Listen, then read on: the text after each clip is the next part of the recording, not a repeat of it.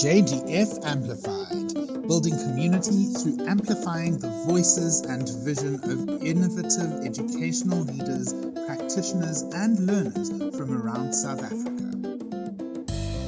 Siyanamkela namhlanje kwinkqubo yethu i-JGF Amplified Jakes Khavau Fellowship's premier podcast. I am Mathabo Tladi, and the intent of this here podcast is to build community through amplifying the voices and visions of innovative educational speakers, practitioners and learners from South Africa. And as per usual, andililo mna ilolo andihambi ndodwa, ndihamba with an expert in all matters concerning Quintile 1-2 schools. But who am I to give introductions when the very person is in the room?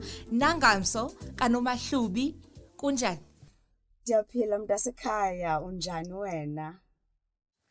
Ndiyaphila enkosi. Listen, culture to everyone who is listening here today. Who is Nangamso NomaHlubi, ngowaphi, and what does she do? Thank you for having me. Gama lam ndingu Nangamso NomaHlubi, ndingungwane uhlongwane umakhoza. Inkaba yam isesada. I grew up esada Dongwe Yewu. Currently live between Yewu and Komani. My background is in communications, but I serve in the education space. And people always ask, so how did you end up there? I grew up influenced by teachers. My grandparents, Utamkhulu Nomakhulu, were school principals for years. Utamkhulu was only a teacher for 3 of the 45 years where he was employed by the Department of Education.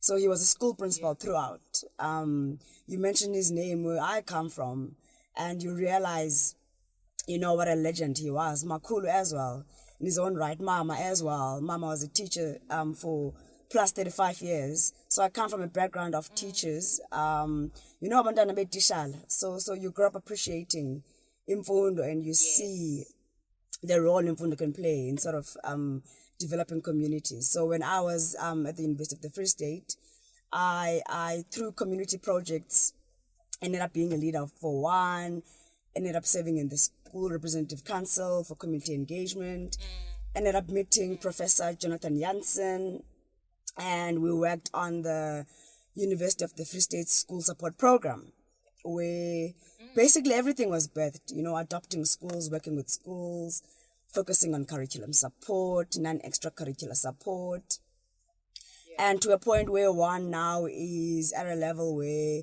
you're sort of able to consult, lead projects that are mostly school-based, focusing on whole school development. And I love school. So whilst we're on the speaking point of your career, you say that you are an educational strategist. Do tell us, what does this work entail? Look, for me, I always say there is no bad school. When people say a school, it's got a 6% pass rate, the kids are misbehaving, the teachers are not coming to work. For me, I always ask, what has the system done to enable that situation? There is no bad school. There are no bad teachers. There are no bad kids. So my work as a strategist is to sort of align what government has put down as policy together with what schools have put down as their vision and mission, and sort of be the bridge between both stakeholders so that they can be able to find each other. And all three of us, then we figure out a way how to move forward. So we strategize on how to move forward and take that school to the next level. And it's worked in the past because, we've worked with schools where you arrive, they are sitting at, and unfortunately we focus a lot on the grade 12 results, but you'll find a school achieving a 23% pass rate in the MIP. No school principal will tell you for free they do not want to be in the MIP. And by the end of the year, within months, they're out of the MIP when the grade 12 results come out. Explain to us what the MIP is. What is the MIP? Look, the MIP is where you don't want to be. Those are schools that are achieving below 50%. And what usually happens is they all get called down to, in the case of the Eastern Cape, Bisho or Emonto or Eqonce, and you have all the provincial officials screaming down at the poor principals, telling them this is what Essentially, they are called into the principal's office. When you are in the MIP, you are in the naughty corner, essentially. Nobody takes you seriously, and anybody can say whatever they want to say to you, and basically you are the boo-boo of the district. Nobody wants to be in the MIP. All right, thank you so very much. So namhlanje Nangamso, we are going to speak about governance and management, the impact of governance and management kwizikolo within the quintile 1 and 2 bracket. So to contextualize for listeners who don't even know who don't know the language of this quintile spectrum, the definition of a quintile is that South African schools are grouped into 5 categories between quintile 1 and 5, right? 1 being the poorest and 5 being the least poor. So this is basically a kind of poverty ranking, and these rankings are purposed to indicate which schools get government support in order for them to be functional, A, and B, to create equity between them and highly resourced schools. So the basis of this ranking is unemployment rate within that community and literacy rate within that community. So essentially, the school is placed in a particular quintile as per how the community that the school is embedded in looks. So it's all about the reflection of the community and how it reflects on the school itself. So Nangamso, I'm just quite curious, what are your thoughts around this measurement? What are your thoughts? Do you think this is an accurate way of even categorizing schools in South Africa? It works for us, right? Okay. Because what you don't want is children living in a community where it's the poorest of the poor, who don't have a choice, who are not at liberty to make any choices about where their children should go to school, right? So they're forced to attend the nearest school. And if this is a community where you've got a high unemployment rate, and all the negative stats that are attached to unemployment rate, right? You've got a high percentage of substance abuse, teenage pregnancy, so on and so forth. So those are vulnerable children who come from vulnerable homes, who are in vulnerable communities. So what you want an education system that is catered for them, where one, they will not be required to pay school fees. They will not be required to purchase any teaching or learning materials. In fact, the parents are not going to be required to pay anything, where everything is subsidized by government, 100%. So I'm saying it works for us because you know that when you're dealing with the quintile 1 school, even when you come in as an NGO or any other stakeholder, you know that you have to empty yourself into that school, because by the virtue of it being classified as a quintile 1 school, that means that it's serving some of the poorest of the poor within our schooling communities. All right. So, as an expert in matters concerning governance and management in quintile 1 and 2 schools, please just define for us who the stakeholders are when we speak about governance within the school So the South African context. Schools Act clearly stipulates who governs our schools, and that is the school governing body. So currently our school governing bodies have got a 3-year term. So what happens is the number of SGB members is determined by the number of learners within that particular school. However, you've got core members that will always be there, irrespective of the number of the learners. For instance, the principal, by the virtue of them being the accounting officer on behalf of the Department of Education in that school, they automatically serve on the SGB. Okay. And then you've got parents whose children are learners in that particular school. So the number of the parents is determined by the number of the children. You'll find that in some schools, for instance, you've got 5 parents representing, the parental body in the SGB. In some schools, you'll get 3. In some schools, you'll get 6. It's all dependent on the number of learners that are in that particular school.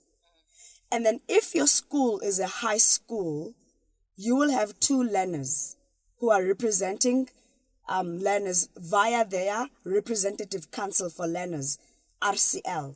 So those are learners who are elected democratically by other learners to represent them. And then you'll also have non-academic staff members who will form part of the SGB. And these are usually, maybe if kuko clerk, there's a clerk eskolweni who usually assists with your basic administration services. So they will form part of the SGB. So in some SGBs, what they usually do, beyond what is prescribed by the South African Schools Act on who should be on the SGB, they co-opt other community members to form part of the SGB. And these are usually community members who possess skills that the SGB might not have. For instance, if an SGB knows that there is a chartered accountant, amongst us, who will be able to assist us in terms of, setting up financial control systems, monitoring and evaluation. So a particular person like that could be co-opted into the SGB to assist with their certain skills and experience. However, they do not get to chair any of the subcommittees that are within the SGB. Yeah. So Nangamso, on that point, right, because the listeners on JGF Amplified range from our candidate fellows all the way through to people who aren't even in the education sector but want to inform themselves and understand what it means to be a community member, abe adlala igalelo in the improvement of schools. So are you saying essentially that the SGB comprises of various stakeholders within the schools, and then judging by the composition of these individuals, people from the community then are they requested, or do people just volunteer? How do we get that connection between school and community member? Do you become part of the SGB per invitation? So our South African Schools Act is very strict on this. For elected parents to form part of the school governing bodies, they need to be parents of children who are learning in that particular school. Okay. So you have to be a parent or you have to be a legal guardian. For instance, singabantu, right? Isenokwenzeka into yokuba kube kumakhulu mamqoqwa who lives with 5 grandchildren, and their daughter is somewhere in Cape Town or Johannesburg trying to find employment. And umakhulu mamqoqwa is an elder who's not able to walk to school. But she's got these 5 grandkids that are registered in that particular school. So what usually happens is that umamqoqwa can then, and if maybe umamqoqwa has a neighbor ongumambele, and umambele is able to go to school. So there can be an arrangement where, because ezinye izinto sidla ngokuthi, we are not breaking the law, but we are ensuring that the law does not take away from ubuntu bethu singabantu. Yes. So umamqoqwa can go to the school, just walk this one time, or make an arrangement to travel to the school where it is documented on paper that she cannot be able to attend these meetings for these 5 kids. However, umambele, who also has 2 kids in this particular school, will be a representative. Be her proxy. Exactly. So you've got situations like that. But however, strictly it is parents whose children are registered in that particular school who are representatives of parents within the SGB. So, Goba, you mentioned something quite interesting when you say that if a person within the community possesses a skill set that the SGB doesn't have, for instance, Mr. Mayers, is an accountant. We get Mr. Mayors to be part of the governing body. My question then is, what are the base skill sets that a functioning SGB ought to have? Or is there a base, or do we just take as we go along? Look, I've seen a lot. I mean, I've witnessed and been part of lots of parents' meetings where SGB elections are taking place as an observer. And I've seen parents being intentional about ensuring that they elect people who possess the necessary skills that are needed to take the school forward. So I think it might not have been the case before, but in the last 10 years at least, schools have been very intentional about ensuring that their schools are governed effectively. There's a huge attempt, especially from the Quintile 1 and 2 schools that I've been very fortunate to serve with. So, for instance, any SGB member will tell you they know that there has to be effective finance management within the SGB. Yes. They know that their role is to govern, meaning you must be able to formulate, articulate, adapt and implement particular policies that will create an enabling environment for teachers to execute their job. The teacher's job is to get to school and teach. So the SGB's job is to ensure that they've put systems in place to ensure governance occurs, because when governance occurs effectively, school management occurs effectively. So essentially, the governing body is a composition of the need of that specific school. So there is no blanket rule or policy that says you need X and Y skills in the room. The room determines what skills need to be in the space, essentially is what she's saying. Look, there is no prescription according to our Schools Act that says you must be talkative, you must be a good writer, you must be an orator, you must, be like President Becky and. However, it clearly states what the functions of the SGBs are, which is to govern effectively, adopt these policies so that the school is managed effectively, to assist with finance management, be it it's fundraising or setting up finance management systems. That alone, those functions that are clearly stipulated in our South African Schools Act, inform the schooling communities of the caliber of people or parents, rather, that ought to be elected into the school governing body. Because what usually happens, and I've seen happening, principals are very, very intentional about ensuring that parents understand the caliber of parents that are needed to serve in the school governing body. Yeah. So people know. Yeah. So whether or not people who are of the caliber that is needed as prescribed in the Schools Act are elected or not, but people are aware. Like uyazibona xa engenamandla umele uyangena ku-SGB but azixelela uba uzawungena yena ku-SGB.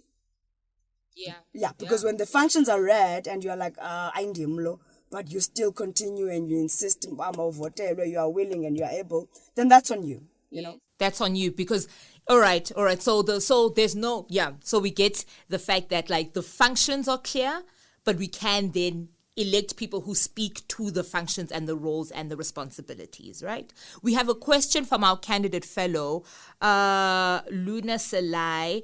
Uti, how can cooperative governance be strengthened in Quintile 1 or 2 schools, given that the school itself has infrastructural issues? So how does an SGB function in a space where sometimes we even find the very infrastructure of the school does not necessarily even accommodate for that kind of school to community communication, right? There's even issues between the staff room. There's even issues between governance amongst learners. How does Quintile 1 and 2 context address Lando? So one of the committees that school governing bodies must establish is an infrastructure management committee. That committee is crucial to have in the SGB, and it's driven by parents because, one, it takes away the pressure from the teachers to be worrying about the infrastructure instead of dealing with the core business. But we know that core business cannot be presented to the best of the teacher's abilities if there is no classroom to teach from. So what happens then, and what I always suggest to SGBs, is that always ensure you've got a comprehensive school profile that documents in detail every single thing that is happening in your school. So this document must be able to inform whoever it is being presented to, be it's an EDO or circuit manager or members, provincial representatives. But you must have a school profile that clearly demonstrates how teaching and learning happens in that school. If the school does not have windows or it doesn't have ablution rooms, there is absolutely no reason for parents to fold their hands and wait for government to do something about it. What I've seen, though, is once parents are informed of how they can engage government, I've seen parents formulate these school profiles, and I've seen them bringing the education department officials to their schools to show them the conditions that their children are subjected to learning under. And I've seen the department officials themselves as well shocked at some of these conditions because they were not aware. And I've seen movements where government is trying their level best to provide the necessary infrastructure that is requested by schools. But most importantly, I've seen parents use their voice to sort of make calls to the private sector within those communities and alumni from those schools to say, look, this is our school. If we are a Quintile 1 school and we only have 50,000 rands for infrastructure, for argument's sake, from the department, that will only cover windows so that, at least in winter we don't freeze. However, we don't have ablution rooms. We don't have, a staff room for our teachers. So what happens in situations like that? That is where now the parents must be able to stand up for their school. You go to the department and you make certain demands. You go to the private sector, you invite them over for partnerships. You bring in your community so that you are able to own that school. Mr. John Samuels, the first DDG under Minister Professor Bengu, and a mentor of mine, said to me when he was basically telling me what the meaning of the public school is. He said, we were intentional in calling our schools public schools because we wanted communities to understand that those schools do not belong to the teachers, they don't belong to the learners, they belong to the communities. So I, as Nangamso, as a community member, for instance, when I drive past Ikwakomani Comprehensive High School and I see that there are broken windows at Ikwakomani, there is nothing stopping Nangamso from driving into the school to say to the school principal, I don't know what plans you have around fixing the windows, for instance, if the case is Kwakomani, but I doubt. But here is my 100 rand or 50 rand. And this is to assist you and your school in ensuring that our children are not frozen in winter. So when you say that Iskolo is a public school, effectively, you're calling it a public entity.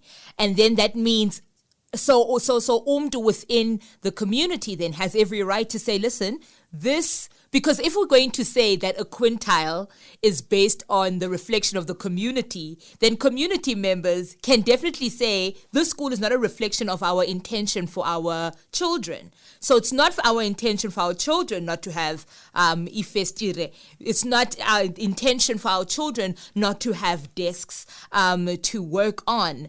So with that said, Nangamso, there seems to be, though, this expectation. So help us, sober us as the public when it comes to our expectations of government in relation to the development, the sustenance, and the progress of schools. Because someone may be seeing a window that's cracked at Kwakomani, and I'm saying Kwakomani, my brother and my sister graduated from Kwakomani. We love that school so much. It's all love because we know that it's a very functioning school. It's a proper school.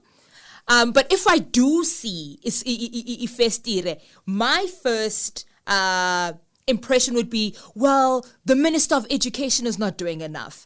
Sober us in terms of where government starts and ends and where agency from the community begins, or if there's a constant harmony and intersection between the actions of the community and the actions of urhulumente. We just need to see how this role-playing works in the context of schools. Look, there is no harmony between communities and schools. What I've seen happening is, which is why in most communities you will find the same parents are rotating as SGB members from one school to the next. You go to this school and you're like, but I've seen Utata before. And they're like, no, I was an SGB in that particular school. So you'll find that because there's a 3-year term, you'll find that in 2 terms, you've been working with the same people, just changing schools. So what usually happens is that once parents are elected to form part of the SGB, it's as if bayayekelwa SGBs to be on their own. And parents at most times do not even attend the parents' meetings. And you will find now SGB members struggling on their own to govern the school. School governance, it's a lot. It requires a lot of time. It requires a lot of resources. Why am I saying this? So when they get elected into the SGB, they go through trainings, be it from the department or be it from external stakeholders like us or other NGOs. So they go through intense training, right? So they are capacitated with the knowledge of how an SGB functions, their roles and responsibilities, and excitement kicks in. And then they formulate these committees, fundraising, finance, disciplinary committee, infrastructure, and so on and so forth, as per the school needs. What you find in most cases is the very same parents who are at times unemployed end up spending a lot of time in schools because they are attending these committee meetings. A committee meeting for this, a committee meeting for that, SGB meeting here. Once a term, they have to report to the parents in a parents' meeting. And by the time they finish their term, they are so exhausted, they want none of it. Absolutely none of it. They are tired, they don't want to know anything, they don't want to deal. So that's the reality. So are you saying that, Nangamso, the effectiveness of the SGB is dependent on the participation of parents? Definitely. Most definitely. Because what you need for the SGB to be effective is for the parents to be backing the SGB everywhere they go. For instance, and it's not just about attending parents' meetings, right? Which happen once a term. It's also about showing up when parents are called in, if maybe there's a particular incident that involved a learner and the parent must come in. Or if there's a particular program that's been adopted by a school. For instance, if the teachers through the school management team adopt an extended curriculum program by introducing maybe Saturday classes, it's the parents' responsibility to ensure that is supported by making sure that their children attend those classes. Because if they don't, it's all gonna fall back on the SGB in terms of what is the disciplinary committee doing or saying. So you're not gonna find an effective SGB if you don't have an engaged parental element to it. Because otherwise, the SGB members are gonna be on their own. They're going to be adopting policies that are not being implemented by the parental element of the stakeholders. Yeah. Nangamso. Sorry, I just want to ask this question though, right? So you are speaking about the strengthening of community to school. And now let's speak about community to government, right? So our expectations of government versus the expectations that we have of ourselves as community members. Give us an example, Nangamso, of what is a realistic expectation to have kuhulumente, and give us a realistic expectation of what we should be expecting of ourselves as community members in relation to the schools that are in our vicinity. Look, government is supposed to ensure that our children get free quality education, right? That means that when a child gets to school, there must be a teacher in front of them. And this teacher must be capacitated, supported, and well-resourced. This school must be well-resourced. This school must be safe. And this school must have adequate teaching and learning materials. That's what we expect from government. That's what our South African Schools Act guarantees us. And so is our constitution, that our children have got a right to free quality education. So we don't expect situations where our children are attending schools that don't have safe ablution rooms. Yes. It is unconstitutional that some of our schools don't have teachers standing in front of our learners, that there are no textbooks, that our kids are walking for kilometers to get to schools. That is unconstitutional. So, what is currently happening? Schools, there is something that we call a paper budget. Teachers will be very familiar with this. So schools receive probably 10% of what we believe they should be getting. And this is based on the number of learners that they have. So you've got a chunk of money that is meant to come to schools and for schools to utilize to pay for their levies, so on and so forth. But it is redirected to municipalities. It will be interesting to find out, though, whether it actually gets to the municipalities, because I do not believe it does. LTSM, that is learning and teaching material, it's centralized, meaning provincially, the provincial governments source the material and it gets delivered to schools. So what schools manage in terms of finances is what is covered in their paper budget, which is a drop in the ocean, my sister. I've seen schools ngesixhosa besenza amabona ndenzile to ensure that at least there's a chalk, there's polish, there are brooms, so that the classes are clean. And now this is separate from the nutrition budget that they get from government. That is also provided to school as per the number of learners. But it is never the actual amount. But as you're speaking, Nangamso, you speak though of a reality of Quintile 1 and 2, the reality that almost personifies our understanding of the Quintile 1 and 2 experience, right? Which is that it's usually a teacher that stands up and says, no more. We need to build forces within ourselves to do the work that needs to be done. And when as I'm speaking about that, I'm thinking of Principal Dimtengwana, right? A principal Solomon Mahlangu High School at Tinaga, if I'm correct, who's highlighted by Accountability Lab. But teachers so the kind of labor required of teachers in Quintile 1 and 2 contexts to make schools survive, right? Community members to make that particular school survive.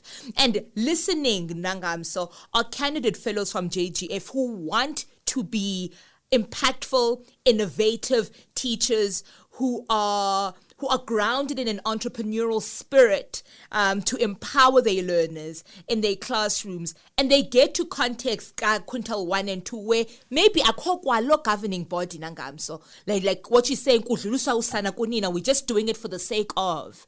What sort of advice do you have for practitioners who want to walk into these spaces, to sort of even reimagine the space in order to build it the way in which schools should be built in South Africa? Look, bright sparks are needed everywhere. And what I've seen, at most times it takes one person just bringing in that new energy. Because, at most times, we make the assumption that otishala bayonqena. They're just there in those schools, teaching in those broken windows, so on and so forth. But we fail to remember that they are exhausted. They are tired. They too had that bright spark, and they too wanted to do things. I mean, we're talking about people who use their own personal funds at times, to keep the school running. I've seen this. My mother was a teacher. She's a retired teacher. So teachers empty themselves into ensuring that their schools function somehow effectively, regardless of the poor or lack of resources that they don't have. So for the aspiring fellows, brilliant fellows that you work with, my advice would be step into a school and breathe a light.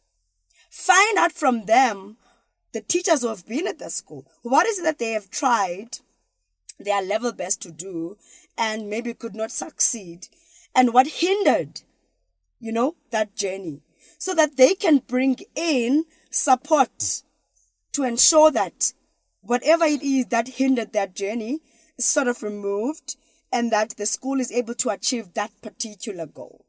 Because it's also something else to come into a space and pretend as if uzazi zonke izinto. I know teachers, they'll just look at you and you will be talking on your own. But if you approach them in a dignified way that does not gaslight them, when they share the pain and all that they've been through, and instead you serve as a supporting system for them, then there will be change. I mean, Matab, I've worked in schools now where you walk in, on the floor. There are holes on the ground. There's not a single, this is a foundation phase class. There's not a single drawing on the wall. There's absolutely nothing. The schools have no resources. There's nothing. But give it 8 months. The classes are magic classrooms. Things are fixed. Teachers arrive 30 to an hour earlier to get to class because Umdu wants to prepare their lesson. You drive past this school, if you're from another school, an hour later, after the school has come out, they are still at the school, printing out lesson plans for the following day. So at times, we are quick to judge teachers, especially in these rural schools, these Quintile 1 schools, and we sort of paint them as the destroyers of dreams of our children because they are lazy. Yet we don't even have a clue of what they go through every single day. Imagine you are in a school where it caters for grades R to 7 and there's only 5 teachers. And between the intermediate and the senior phase, you've got in each grade at least 6 to 8 subjects that must be taught. There's 5 of you for grades out to 7. How are you going to be able to provide quality teaching? How? Yet when the results come out, we are quick to blame the teachers. So, you're speaking about communities. What does a community then do in a situation where there are 5 teachers, right? And no effective teaching can happen there. So a community must communicate with the department and say that the current PPN policy does not work. So how the policy works is that schools are provided with teachers as per the number of learners, not as per the number of learning areas. So if this particular school has grades 1 to 7, and in the intercent phase, you've got subjects ranging between 6 and 8. Our current policy does not say, because I've got 8 subjects or 6 subjects in a particular grade, therefore I must have at least 6 teachers for that particular grade. They don't do that. The policy currently says, count how many numbers are in that school, and then you provide that school with the numbers as per the learners. So if it's 55 learners in that particular school, you're going to have 4 teachers. So wait, Nangamso, I'm also quite curious, right? Because the aspirations of teachers, when it comes to being in the classroom, right? They need to think about being in environments where they feel safe, they feel, and by safe, I mean even psychologically, that kind of support, right? Especially when we think of Quintile 1 and 2 context where there is unspoken labor that goes towards developing the kinds of excellence that is required, yeah? So do you think there'll be a time in this country where we measure a school by the excellence that it produces, right? So what do I mean by that? When we look at case study, Komani, when we look at Ibisho High, when we look at those schools, right? We see schools that have produced incredible marks in matric, but the environment that they are in doesn't necessarily show. It's not necessarily an environment of people who are employed or of people who are literate, but the hopes and the dreams of the community is reflected in the excellence of the school. And I ask this question because when the branding of Quintile 1 and 2 is the issue here. Because when we think of Quintile 1 and 2 schools, we impose that definition onto the children, the capacity of the children to perform, the capacity of the school to perform. Do you think there's a way of measuring the excellence of a school outside of inferring the poverty of the community onto it? If at all I'm making sense. Definitely. I think generally, the understanding of how Quintile 1 schools are grouped, there hasn't been a negative connotation around it. And I picked this up because I work with Quintile 1 schools. So their understanding is that being called a Quintile 1 school does not necessarily define your intellectual abilities. If anything, it is to ensure that government provides the most for you because you are this school that is in a developing community and that lacks the most basic resources and that needs the most assistance. So generally, that is how the labeling, if we may put it like that, of Quintile 1 schools is understood within the Quintile 1 schools community. And I'm a product of a Quintile 1 school myself. And it was one of the best performing schools, Ifunda High School, back in the days. It's a different story today. And those schools, as you would know, because we come from these communities, They have the most basic resources, but oh boy, do they produce the best results ever. I mean, I still remember a senior of mine, Ulubabalo Tjatjeka, who is now a mechanical engineer. Ulubabalo he'd not bring a 99% for pure maths then higher grade, and for physics as well. And they had to imagine all these chemical reactions because our school didn't have a functioning science lab.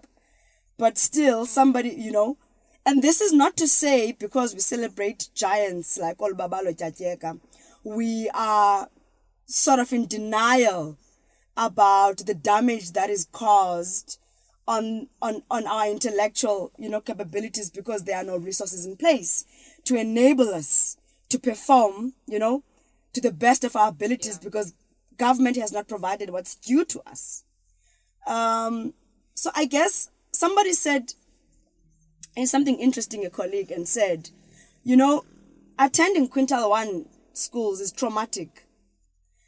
But we are so used to trauma as Black kids, as Black people, that we take the very little that we think is the best and we become okay with it. And we sort of try and find a way of moving on without causing any much trouble. That resonated with me because it is the only thing that can explain to me how even the school governing bodies that are fully much aware of what government should be doing or providing rather for their schools, and government is not, but yet you're not going to get the type of engagement from parents to government that you would think should be happening. Nangamso, I want to ask, do you think that, because we can go on to this rigmarole about how government is not doing what they're supposed to do. We understand the state that we live in. The dilapidation of institutions in South Africa is just unprecedented at this point. And to sit and dwell, of course we need to acknowledge, but we also need to find strategies of surviving the now, because that's where we are, right? Do you think that a school in South Africa within the Quintile 1 and 2 space can perform excellently with internal mechanisms that are strengthened? So if Tina, if our school governing body is functional, if our RCLs are functional, if all these things pertaining to Bishohai are functional, can we still soldier on and sibonise amanqam and create and make and produce marks that are unseen with the minimal participation, investment from government as we are currently seeing now? Oh yes, definitely. A beautiful case study. A school called Egupumleni High School. A school that's in Crisani West. When we were growing up, that school was called Yizo Yizo. Totally dysfunctional. Parents did not want to send their kids to that school. Up until Mr. Ngalo, may his soul rest in peace, COVID stole Mr. Ngalo away from us. Up until Mr. Ngalo, by far, one of my favorite principals I've ever had the privilege of serving with arrived at that school.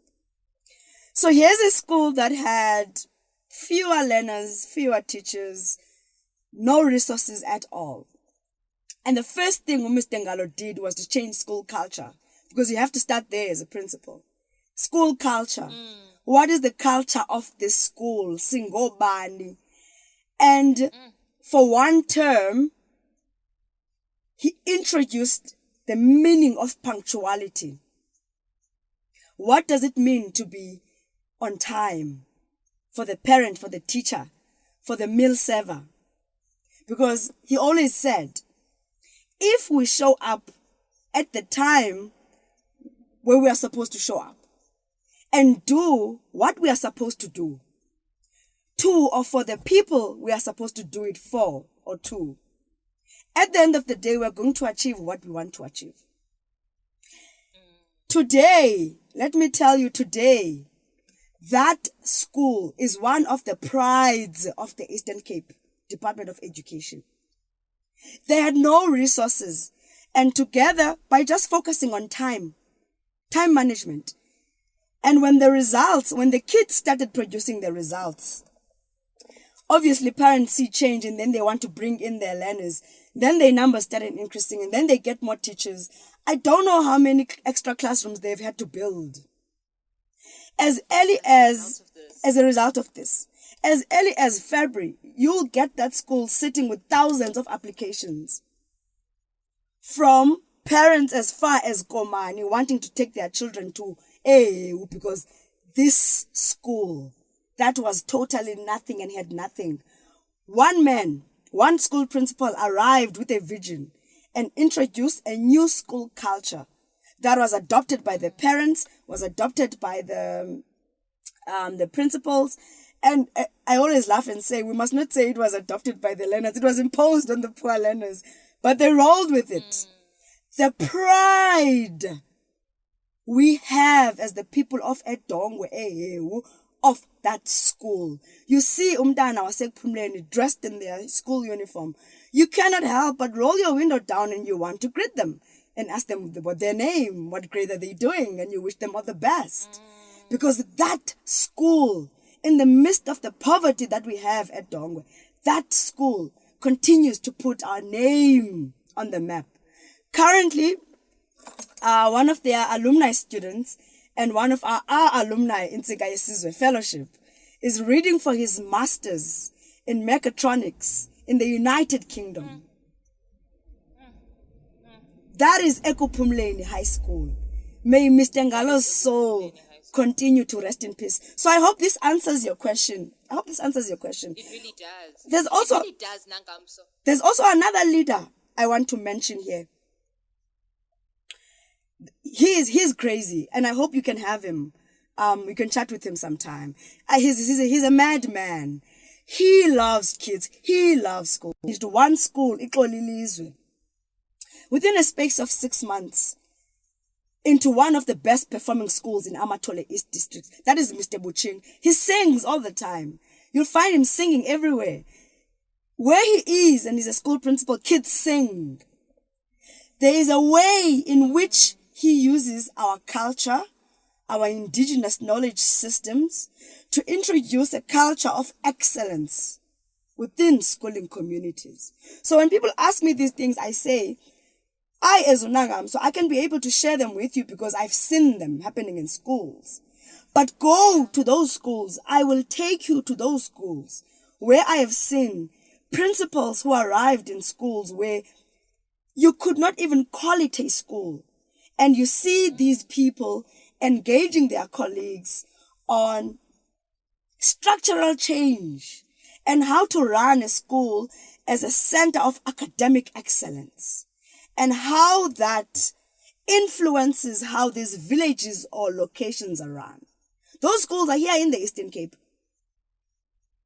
Come, I'll take you there. Jonga, don't tempt us. Soza senze ne podcast khona, have a live podcast in the ungasqali. But Nangamso, I want you to answer this question. We have a question from Lucille Muliko. She is not a candidate fellow from JGF. She works for an organization called Earth Child Project from the Western Cape and Cape Town. Uyabuza, what are realistic time frames for leadership to have in mind when changing the school culture? Because Principal Ngalo came in and changed the institutional culture of a school. What are realistic time frames? Just for someone to just get a sense, it's going to be 2 weeks and everything is done within 2 weeks. You need the first term as a school principal, to get to know your people. So informally and informally. So you need a term at least to get to know them. And within that term, you need to at least warn them over on the idea. You need to win them over on the idea of what this institution should look like and what should inform part of your school culture. So gradually you warm them into it. So you take part of what is institutional knowledge or culture, theirs, and you infuse a bit of what you are bringing in, because remember, you don't want it to be like they were doing nothing and you are here, Superman, bringing all the change. No. You must be very strategic. Otherwise, you'll be pushing on your own. So you need to incorporate a lot of who they were and a lot of what you are bringing in so that it can be a collective. So that they must not view it as your change as principle. It must be a collective strategy that is introduced and to the teachers where you need your buy-in. So when you arrive as any leader in any institution, you'll always have your low-hanging fruits, things that are quick for you to win, right? So you tackle those to win people over as well, to prove you can do these things, And then when you integrate and form this collaborative strategy that you'll implement together as a team, that is when now you start implementing your long-term goals. For instance, when we look at the case of Mr. Ngalo, his long-term goal was to turn that school into a top science school, which they are. But what he needed to do first was to control time management. So what he did was to work on a new timetable so that everybody buys into this new timetable. So everybody is aware of where they must be and at what time. Most importantly, what is it that they must be doing there? Those three things at Pumlen. And you will walk around the school and those are the three questions each stakeholders will be asking themselves. The teachers will walk past the children and ask them what time it is, where should you be, what should you be doing there? And then automatically the learner will remember, I should not be here. Let me go to where I am supposed to be so that I get there on time and do what I am. Just three questions. And within a term, it would be like the biggest boo-boo if you were a stakeholder and you were late at Ekupumlen. You'll get locked out and the entire community would know you were out. And you would get marked on the books. Your school report would detail how many times you were late or absent at school. And to a point where even children who were in primary schools wanted to go to Ekupumlen, but they knew the best of the best gets accepted at Ekupumlen. So you needed to do something. Excel in sports, extramural activities, excel academically, do something so that when you come for an interview at Ekupumlen and they ask you, why should we welcome you into our glorious school? Then you say, but I'm going to contribute 1, 2, 3, 4, 5. So yes, to answer your question, yes, a term at least. One of the proudest moments ever had with the team was we worked with school in Amatole East. There's a particular high school when we arrived, they had not had a school principal for 4 years. And their pass rate was 23%. So within 3 months, coming late was a taboo. Because what we had inculcated as part of school culture was you must be where you're supposed to be at the time, where you're supposed to be doing what you're supposed to do. By the end of the year, that school was out of the MIP. Out of the boo-boo corner. And that's what we want. We want schools to get out the boo-boo corner. That's why we do the work that we do at JGF. Because as you had said, there is no such thing as a bad learner. There is no such thing as a bad school. And there's most certainly there's no such a thing as a bad teacher. What you've come to tell us, Nangamso, is that all you need to do is breathe life. And how do you breathe life? By listening to the stories and the lived experiences of your colleagues in the staff room. Namhlanje, if you at all missed what this conversation was about, we spoke about what the SGB is. What is actual governance? We're not speaking about a thing here that doesn't have structures. There are structures in place.